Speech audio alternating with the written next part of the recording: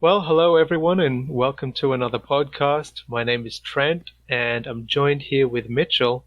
And today, Mitchell's just going to share a bit about his story with us. So, last time we had Alma's story, and this time you're going to be hearing from Mitchell.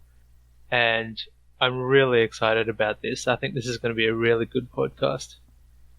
Now, before we get started into the story, I just want to make our disclaimer that we are not one of those awful, horrible groups that is advocating for the sexual rights of kids or anything like that. We are Christians. We hold to a biblical worldview that sex is for a one man and one woman in the covenant of marriage. But, in spite of that, there are people who do struggle, and this struggle is a very, very difficult struggle. It's so visceral. It's so secretive. And so the reason why we created this ministry is to just help out people who really don't know what to do with their unwanted and involuntary attractions to minors. Yet, in spite of this, he's just so good. I mean, he's saved me. You can listen to my story on our website, and he's saved Mitchell as well. So Mitchell, thanks so much for joining us. Yeah, I'm glad to. Now, you're standing in court. You've pleaded guilty to the charges that have come up, and you're wondering what the sentence is going to be. Maybe jail time. But then something changes, and what does the judge say? And what led up to that? Things turned out better than I and my family were expecting in that situation. I did not wind up spending a bunch of time in prison, which is what we had kind of expected. Mm-hmm. Yeah, so what sort of led up to that? A whole lot led up to that. I could tell you a bit about myself. From the outside, I would seem like a pretty normal Christian guy. Grew up in a pretty normal Christian home, Christian family, went to church on Sundays. I'm a pretty introverted person. I was homeschooled K through 12th grade, which for me was a really good experience. It really inspired a lot of creativity in me, and yeah, that was just a good experience. Well, that certainly sounds very different to the experience of a lot of people. True. Yeah, so just so you know, so people like myself, like I grew up in a very chaotic and unorganized home. My mum was an alcoholic, and my dad was into boys. So yeah, there was a lot of emotional, psychological abuse, a lot of yelling and screaming. But you said your family was really good, like you are homeschooled, and it just seemed like a normal, ideal kind of family. Yeah, and which I think really goes to show that the experience of attraction to minors, it can really come out of nowhere, and there's not really a good way of predicting where it's going to come from or anything like that, which is a lot of why, this ministry exists. Yeah, which is kind of frightening in a way, because, we're always trying to find the pattern of things that happen. This person turned out this way because of that thing that happened to them, but sometimes sin just sort of comes out of nowhere just because the sin exists within us. Yeah it's in our fallen nature, unfortunately. Now, something happened to you when you were 13. Would you like to talk about what happened? Yeah, well, leading up to that, like from the outside, my life would appear pretty normal and idyllic, especially from someone growing up in the Christian church. The one different thing that I was experiencing that I didn't realize was kind of abnormal is that I started having specifically erotic and sexual desires and crushes, really, on other kids, starting at an unusually young age, like around the age of 7 or so. Very definitely before the onset of puberty. And to this day, I really have no idea why that happened that way. Nothing else out of my childhood was especially problematic or unordinary. I was never abused, or I never went through any traumatic experiences as a child. But yeah, when you hit that age of puberty, that's when the hormones started to sort of accelerate things and make it worse, yeah? Yeah, yeah. When I hit puberty, the hormones really started kicking in, as they do. But I think the experience for me was a little bit different, perhaps, because I'd already been experiencing early sexual desires, and that really amplified that quite a bit. And unfortunately, when I was 13, I experimented with my younger brother. I sexually abused him when I was 13. It wasn't a physically violent or coercive experience, and I honestly really had no idea what I was doing, except that I felt drawn to that. But, even if something isn't physically coercive or rough or harmful in that manner, it's still abusive and psychologically harmful. And it definitely was for him, even though at the time neither of us realized it. And so shortly after that happened, my brother told my parents what had happened, but he was too young to really be able to describe it very well. And so they asked me about it, but because of how he described it and how young he was, I was able to lie about it, and that's what I did. I twisted what had happened and made it sound like an innocent mistake, which, looking back, was a pretty terrible thing to do and led to a lot of problems for me. I can imagine. But at the same time, it's like you were so young, but you still knew that it was wrong, and you knew that lying about it was also the wrong thing to do. Yes. Now, oh man, in some ways, it's like my heart goes out to you in that sense, because like when you're like 12, 13, it's like you don't know nothing about the world, and it's such a vulnerable time for you and for your brother, just being so young. So I mean, it's just like a tragedy all around, really. Yeah, it is. And I take it that coming from that kind of a family, did your parents ever talk to you about sex, or what was appropriate, what was not? Unfortunately, they did not. I didn't realize it until quite a bit later in life, like during my early 20s even. But my parents were definitely over-sheltering. They never talked to me about sex or sexual arousal, pornography, anything like that. So it's kind of like you were just flying blind without knowing where to go. Yeah, Wow. And I can't entirely blame and criticize them for that. My dad didn't have a very good childhood either, and his dad essentially left him to figure things out on his own, not just in terms of sexuality, but just life in general. And this is really part of the tragedy of sin, is that it's all our fault. Like, we can't just pin the blame on one person and say, oh, if it weren't for these people, then everything would be, wonderful, glorious, and good. We're all in this horrible churning mess together. Yeah. Oh, man. Now, you said that your struggle got more intense in your later teen years, around 17, 18. So could you tell us a bit more about what was going on at this time? Yeah. I considered myself a Christian throughout all that time. I had decided I wanted to have a relationship with God when I was 12 at a summer camp. And so I'm very blessed by that. Even still, I didn't really have much of a relationship with God. I didn't really understand what that was about, even though I had been going to church my whole life with my family. But around the age of 17, 18, I started to discover pornography. And luckily for me, even though my parents didn't talk to me about what that was at all, they did do a very good job of keeping it out of the house and preventing any means by which I might access it. So I didn't even start to discover it until a later age than is unfortunately normal these days. Yeah, I think I was the same in that sense. It was only until I was in my early to mid-20s that I started to realize what porn really was and what was actually out there.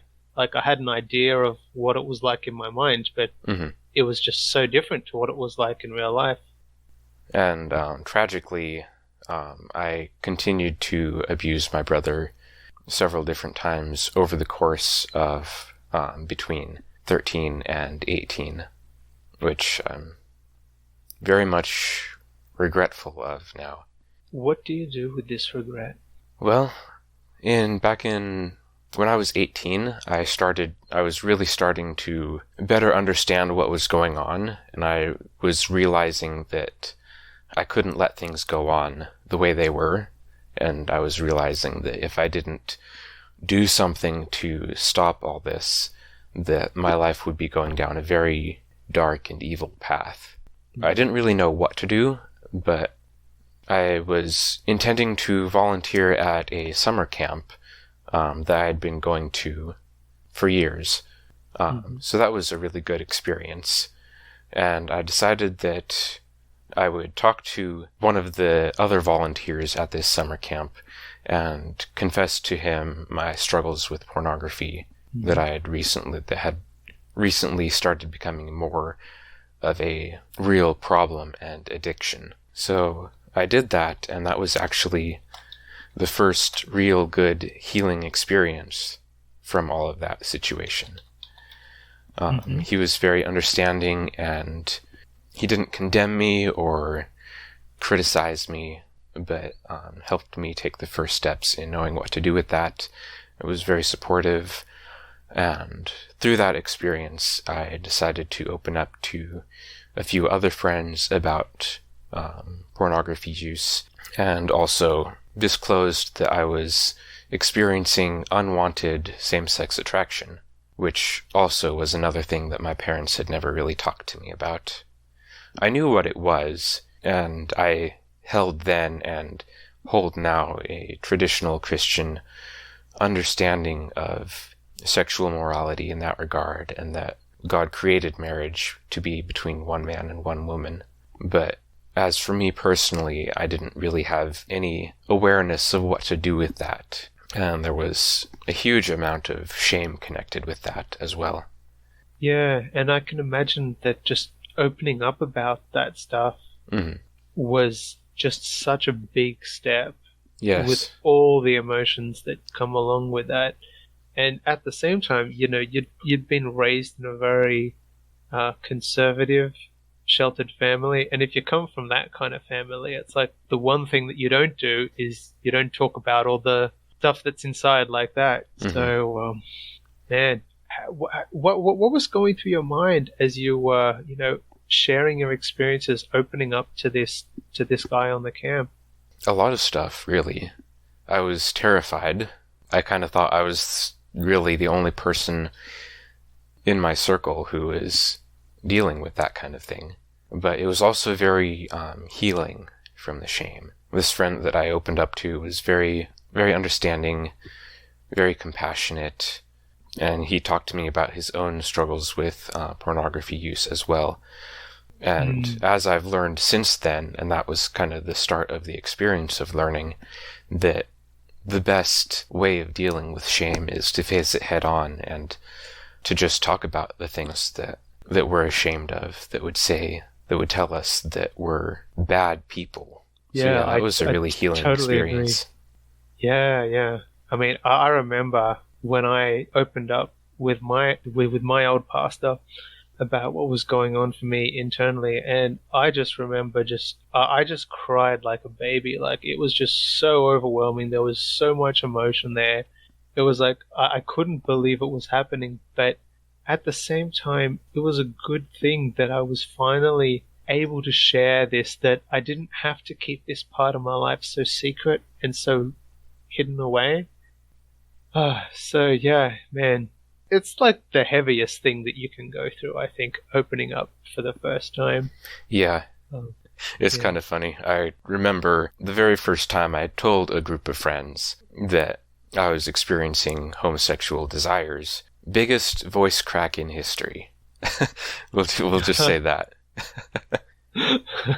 Like, you mean like literally, figuratively?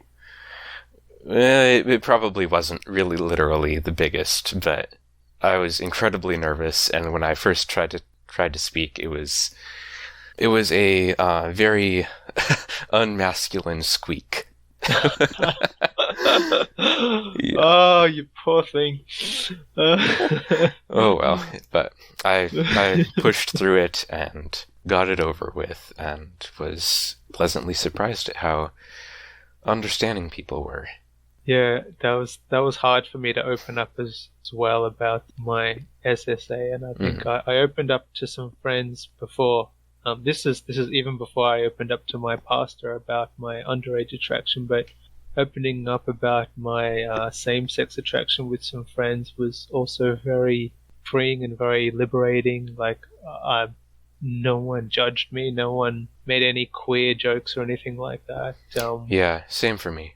Yeah, and I think once you give people a chance, although I have to say this very very carefully, generally they'll be understanding if you have a good relationship with them starting out. Now, so I went through that whole experience, started opening up to friends and my parents, telling them about my struggles with pornography use and trying to figure out what to do with same-sex attractions. And I should note as well that I'm also attracted to women, so I don't call myself bisexual, but that's essentially what my experience is like. But over the next couple of months after that, that was a really healing experience, a good time, though it didn't feel like a good time sometimes. Yeah, I knew there was one more thing I needed to talk about, so I called up another friend that I hadn't talked to in a while, and told him the one thing that I'd been keeping back, which was the abuse of my brother. Now, you said that, so you're opening up to all these people, it's becoming healing and wholesome, but then you open up to a mandatory reporter. Yeah. What happened with that? Yeah, and the thing is, I didn't actually know that the guy was a mandatory reporter when I talked to him. So that was a very unpleasant surprise, because what happened was after I got off the phone with him, having talked to him about the one thing that I was keeping back from everyone else, having abused my brother, he attempted to contact me again right after that, but I unfortunately had to leave the house at that time, and so didn't hear back from him until later that he was a mandatory reporter and unfortunately had to file a police report because of what I told him. So that was a very unpleasant bombshell for me to hear. Now, you said that the next day, the sheriff's deputy and a social worker show up at your front door. What was that like?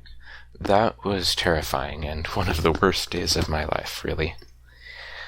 I had no idea what to expect, and really, I hadn't even realized that what I was doing was specifically illegal.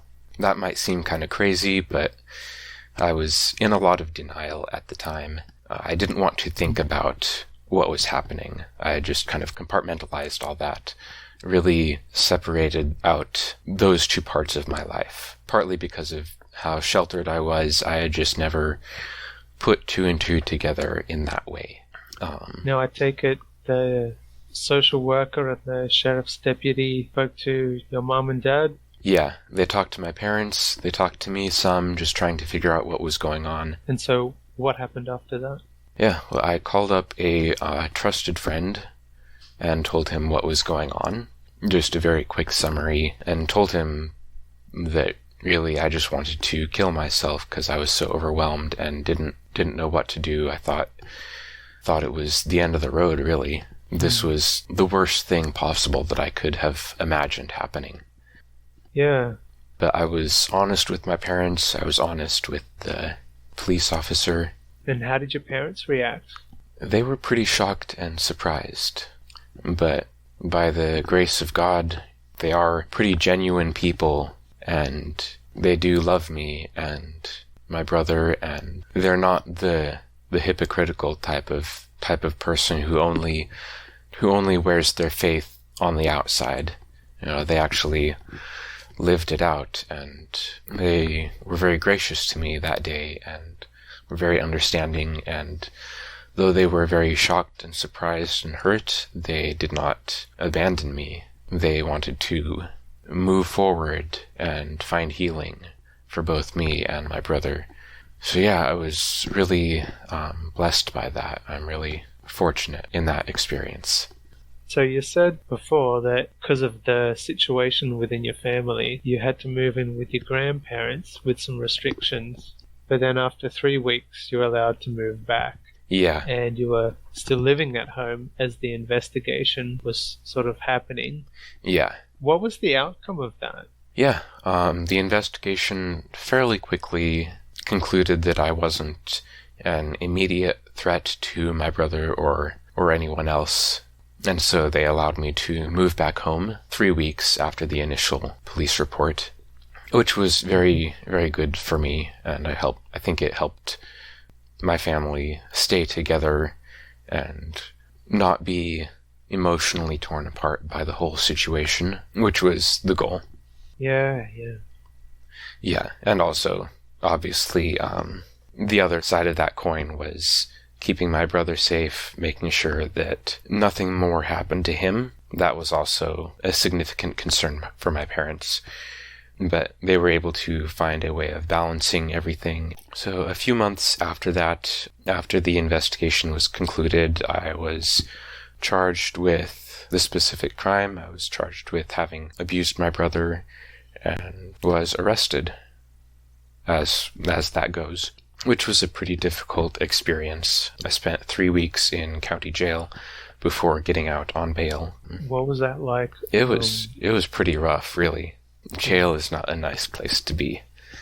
It was very difficult going from a healthy family environment to being completely separated from everyone and everything that I knew, and not really knowing when I would be getting out or what would happen to me. I don't really do well with isolation, so that was pretty rough. I just wanted to ask, how did your faith deal with this kind of trial? Not very well, honestly. I was very consistently feeling tempted by suicide. I felt very hopeless, and I didn't see any way that my life could be redeemed. I felt incredibly guilty and ashamed of how much I had hurt my brother. I had had basically a crash course in realizing how much I had hurt him, and sometimes it seemed like the best thing that I could do was just leave the world permanently and make sure I never did anything to hurt anyone again. So it's like, as you're there by yourself, the impact of what you've done is starting to, I guess, awaken itself in your mind. You're starting to realize that this is this. Mm-hmm. It was a pretty difficult experience that I managed to just barely hang on to trust in God and hope that He could bring things together with the support of my family and friends. I managed to get through that time. And, I'm really grateful that the Lord kept you through that time. Yeah, me too, looking back. Yeah, I was suicidal for quite a while, and I wasn't even in jail. I can't imagine how I would have dealt with it if I was also convicted and shut up like that. But the Lord is good. Just hearing your story is really encouraging to me, because it shows me that God is able to preserve and protect the ones that He loves. Mm-hmm. Now, you said that the trial took around 8 months. Yeah. So you spent 3 weeks in jail, but then you got out on bail. Mm-hmm. And then for the rest of those months, you're at home, but then you get convicted. Yeah. But then I was staying with a different family member during that time. I wasn't allowed to go home or have any contact with my brother. Uh-huh. So yeah, the trial took about 8 months, and at the end of that, I was offered a plea deal. That's basically a thing here in America. I'm not sure if other countries have a similar legal setup, but that basically means that I was offered a reduced charges and a reduced sentence if I agreed to not contest the charges, which would draw out the legal process. So you pled guilty? Yes, I pled guilty to what I was charged with, and me and my family expected that I would be sentenced to maybe 2 or 3 years of prison, plus some additional time on probation. And probation is basically a reduced sentence, so time on probation is kind of like the court saying, well, you deserve X amount of time in prison, but because of your cooperation and other factors in your favor, we're going to let you off easy. But remember, this time is what you deserve to be in prison for. But yeah, I was expecting that it would be like 2 or 3 years in prison, but on the day of sentencing, the judge reduced it to just 60 months probation without any further time incarcerated, which I was pretty surprised about. But also I had been praying that something like that might happen, and my family had been talking to the court as well, advocating for me, which I was very, very lucky and fortunate and blessed by. A lot of families wouldn't really do that, and I certainly did from a purely justice perspective. I did deserve to spend time in prison. What I did was illegal and wrong and harmful. We have justice on one hand, and we can have mercy on the other. Those two things, it's not good for either one of those things to be wholly without the other. And in my particular case, the judge decided to be merciful, and due to my cooperation and my brother's expressed desire that I not be incarcerated, things turned out differently than I had been expecting. It's always quite strange. I think sometimes traveling through life is like traveling down a river, and you're never quite sure which way the river is going to turn, this way or that, but it keeps on going. Yeah, that's just one thing I realized about my life. When everything in my life fell apart, life just kept on going, and I just kept on doing one day at a time. Yeah.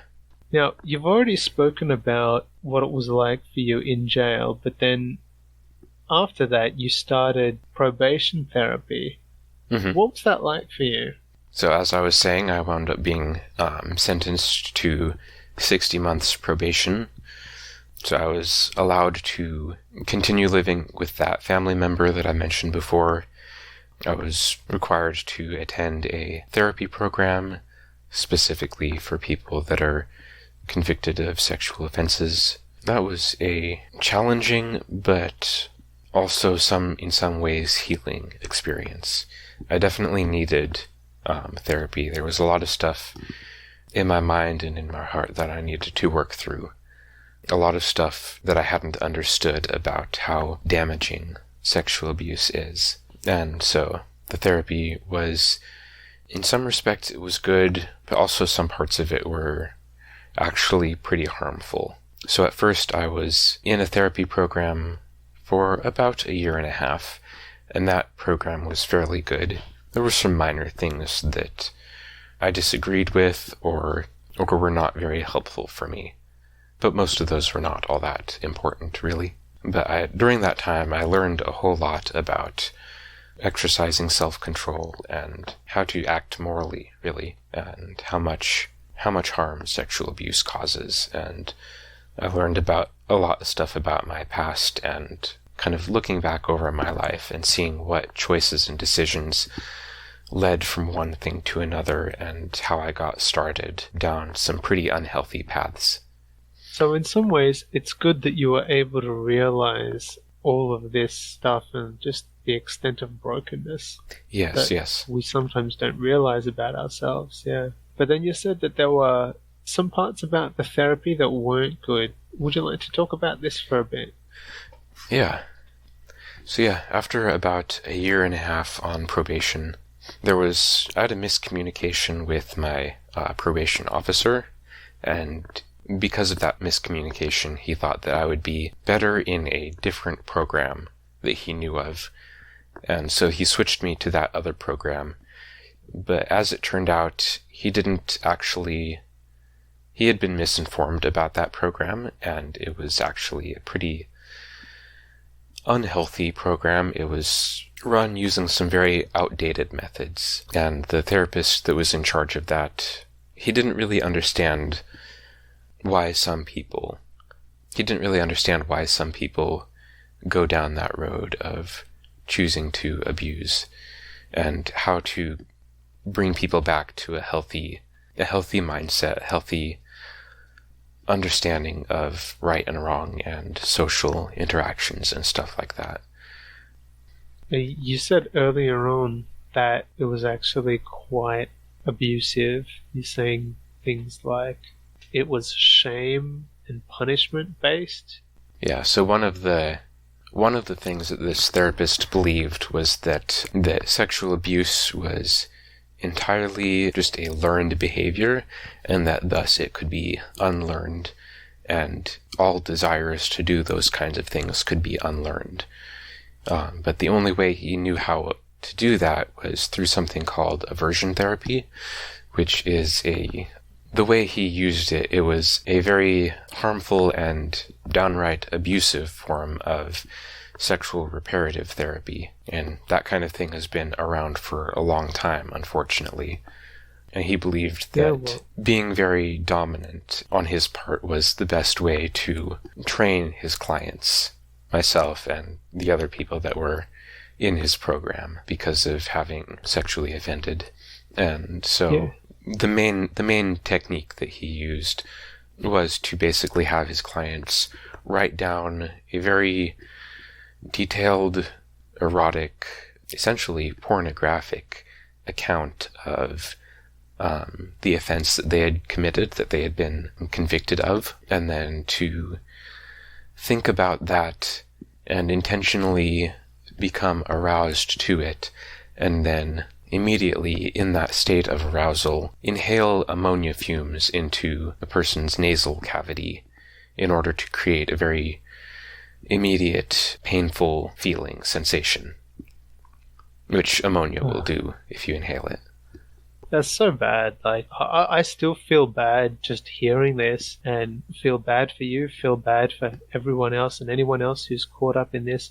Because what they're essentially getting you to do is they're forcing you to do something that already makes you feel incredibly uncomfortable, incredibly personal, and then they're punishing you for it. Mm-hmm. In the hopes that your brain will restructure, reset, change the way that you think about kids. Yeah.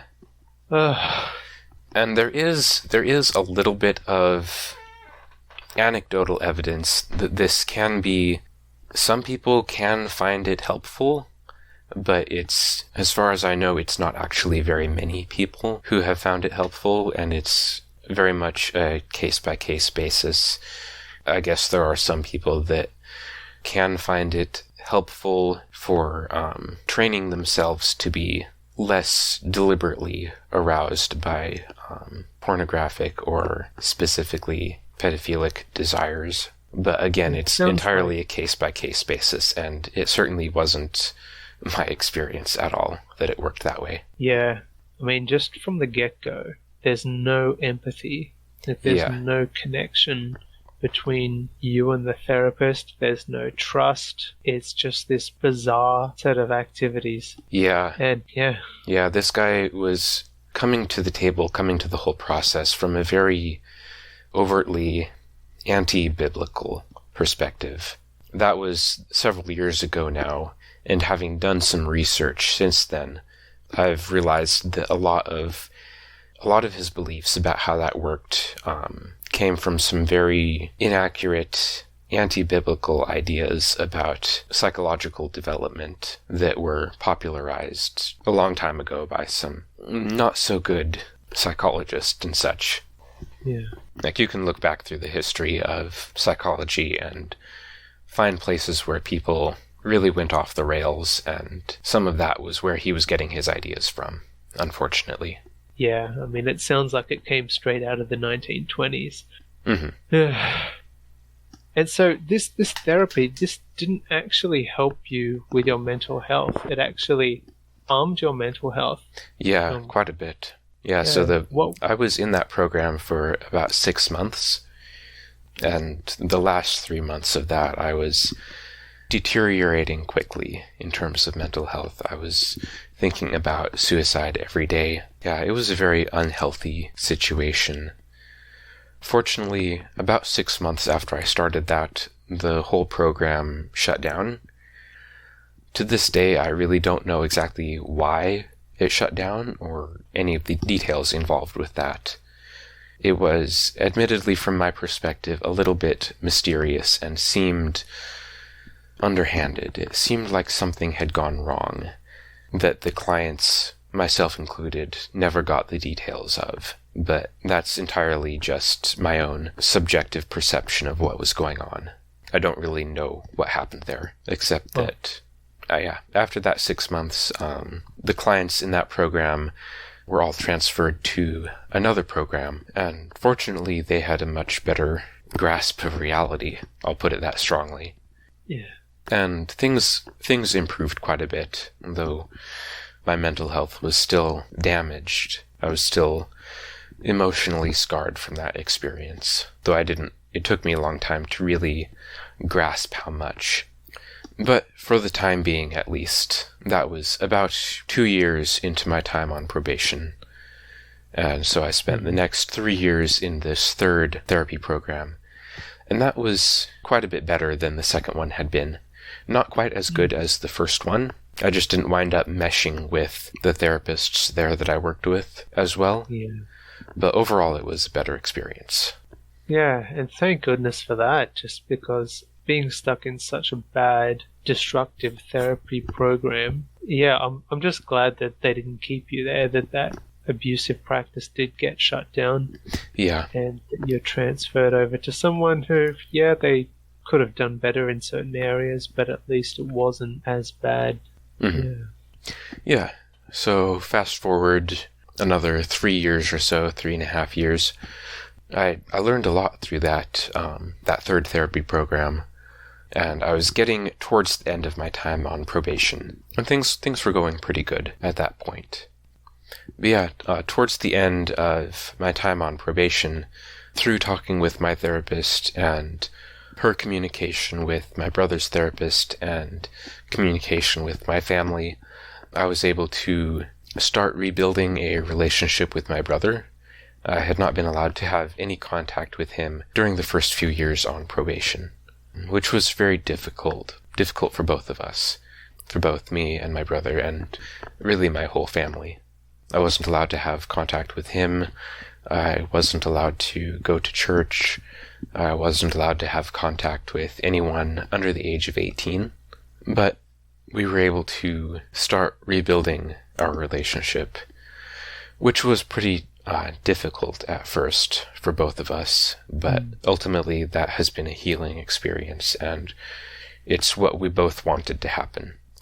Yeah, I'm very fortunate and blessed that my brother and my family as well have been very gracious and forgiving, and that they still want me to be part of the family, and they still love me, and really it's by the grace of God that healing has happened.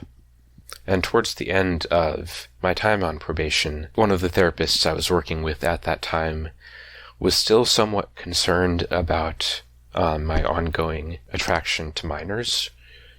Throughout the whole time in therapy, that had never gone away. And I don't really know why exactly, but it was never addressed specifically either. Not as much as, looking back, I realize it ought to have been.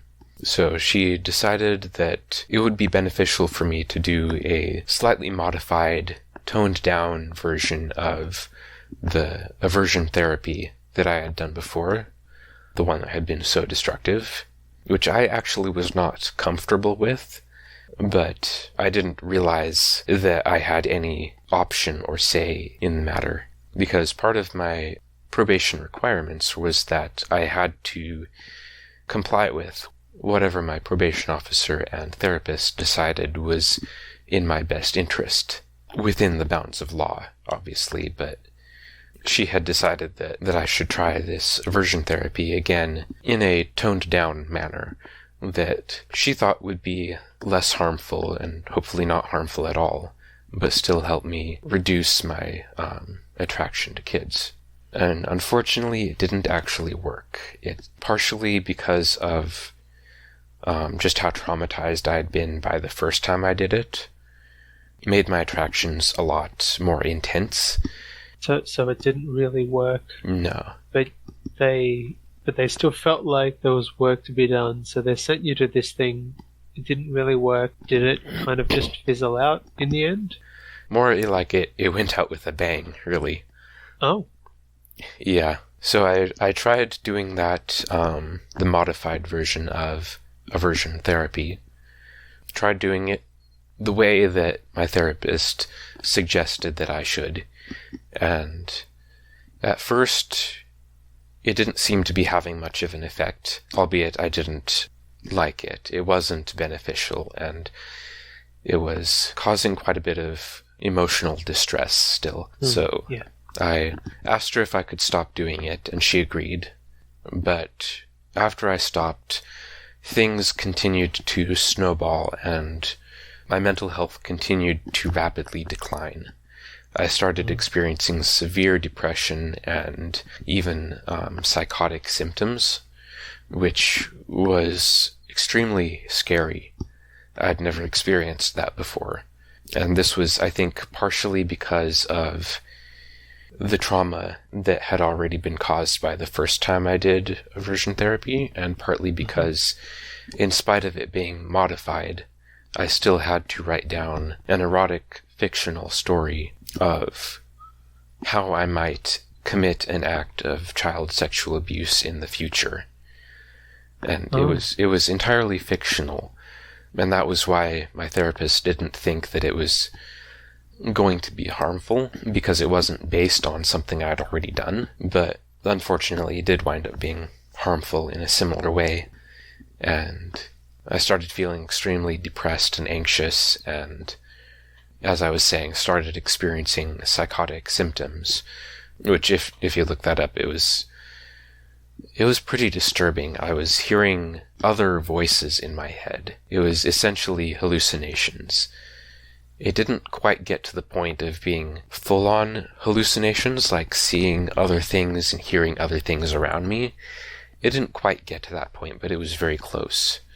I couldn't stop thinking about this fictional story of child sexual abuse that I had written, and I started imagining that was my future, and that I was doomed to reoffend, and that there was nothing I could do to stop it, short from killing myself.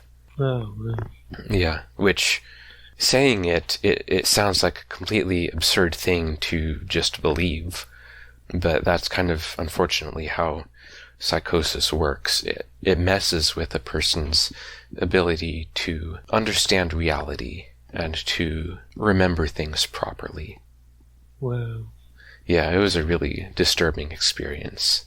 And yeah, that just sounds really difficult. Yeah, and I've learned since then that doing the aversion therapy specifically opened me up to spiritual attack, so I think that's where some of that came from. So how did you get out of this mindset?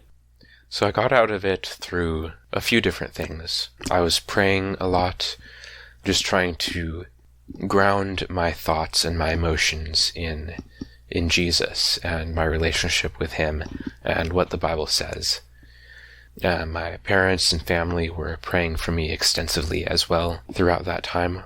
God led me to go back through all of the things that I had experienced and consciously reject all of the unbiblical message I had heard about myself throughout that time. You know, like that I was a monster, or that I was doomed to reoffend, or that I couldn't control myself, or that I was a bad person because of these things I had done, or that I would never be able to stop being obsessively aroused by children. All sorts of things that were just lies from Satan that I had heard and allowed myself to believe over the years. Was there a sense of hope that you were able to hold on to? Yeah, a little bit. It was very difficult to hold on to hope. Yeah. But by the grace of God, really, throughout that time, Psalm 91 was especially helpful, and that talks about how God saves those who rely on him, and he will not allow them to be crushed and defeated. And so I really held on to those promises during that time.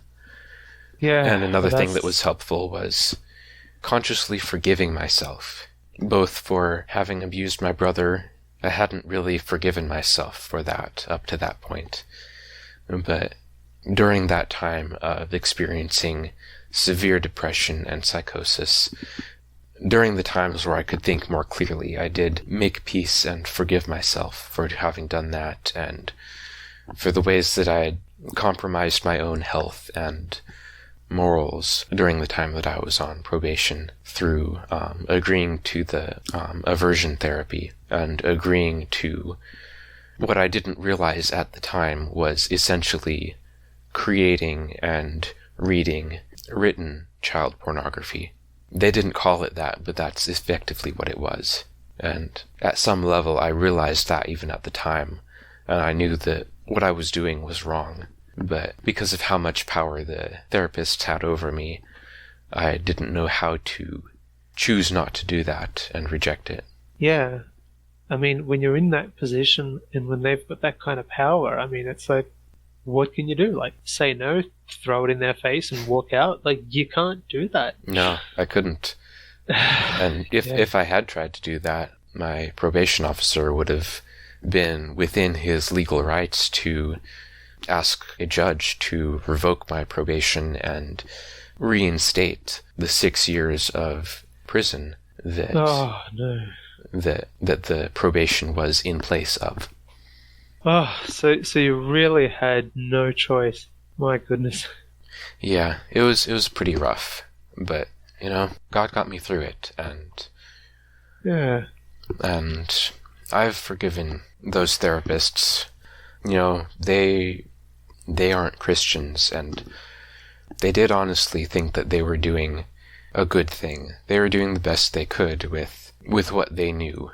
And so I can't entirely just blame them for that. We're all sinful people. I'm no less of a sinner than they are. Yeah. Well, you know what? First of all, hats off to you for doing that, because that's a really tough thing to. Granted, it wasn't easy, and it's still hard not to hold on to bitterness about all that. But that's what the grace of God does. That's the power that he has, really. He can change hearts. Yeah, and it certainly sounds like God's been working in your life by preserving you in that situation and also growing you after that. So my question I want to ask is, how would you describe the space where you're in now compared to the space that you were in back then? I'm doing a lot better, really. I have a much better relationship with God than I had before. I've been off of probation for about 3 years now. I've been healing a lot since then, growing, partly healing from the experiences I had on probation, partly healing from things even before probation, and just the times that I had abused my brother or done other harmful things. That's still an ongoing process, but it's a lot better now. I have a relationship with my brother and with my parents and my other siblings. It's not where I would like it to be, ideally, but it's good. Yeah, it's one of those things where I don't think anyone is really where they want to be. I mean, I know I'm not where I want to be at the moment. There's still more work that God needs to do in my life, but I'm so glad that I'm not where I used to be, because like you, I was in a really, really bad place. Yeah. All right. Yeah. Yeah. But I'm doing better now. For the past couple years, I've been seeing a very good and understanding and competent therapist, actually the same one that I was first working with when I was on probation. Uh-huh. So that's been a really good experience. Oh, And, good. I still experience sexual attraction to children as well as adults. I don't really think that's something that I'm ever going to completely stop experiencing. And it's still tough to deal with, both the immediate carnal draw of that and also the social stigma as well. But it doesn't dominate my life, and I know who I am apart from that. So good. Lastly, is there anything that you want to say to someone who might be listening, who's currently struggling with unwanted attractions, maybe feeling overwhelmed with shame, maybe not knowing where to go? What would you say to these people? Yeah, there's a whole lot that I would like to say. It's kind of difficult to sum it up in just a few sentences, but attraction to kids, pedophilia, it's something some people deal with, but it's not a dominating experience. It isn't my identity, and it isn't anyone else's, really. Society sees pedophilia and all that as a terrible thing, the worst thing that someone could experience or do if they were to act out on those desires. But it isn't our identity. Our identity is humans made in God's image, and we are loved by God, no matter what we experience or no matter what we've done. I'd say that that's the thing to hold on to, and not what society says. And even if you've already abused a child or done other illegal things, it's important to recognize and admit that that's wrong and harmful, and there may be painful consequences to that, even long-lasting ones. But that doesn't have to be the end of any person's story. God is amazing at redeeming people. One of my favorite passages in the Bible is Ezekiel 18. It describes how much God longs to save people from the things that they do wrong and for them to turn back to Him. And He longs to be merciful and kind. Pedophilia hasn't ruined my life, even though I did act on it. I still have a job, I can build relationships, I have friendships, I have a family, I can pursue hobbies, and really, my life is pretty normal in most regards. I think that sums it up pretty well. Yeah, good. So there's hope for everyone out there who struggles. Even if you've crossed the line, even if you've crossed several lines, there is a way that God can redeem a broken life. Definitely. Yeah. And we certainly praise God for that, and we give Him thanks, and that's why He really does deserve all of our heart and all of our worship, because of all the good things that He's done for us. Yes. Well, thank you so much for chatting, Mitchell. Yeah, glad to. Yeah, if you're listening to this podcast, and maybe you've been convicted, maybe you need to reach out for some support, you can head over to our website, christianpedophile.com, and you can follow the links and send us an email. There may be a delay in getting back to you with the email, but we will get back to you. Alright, thank you so much for listening, and we'll see you all on the next one. Stay safe. Bye. Bye.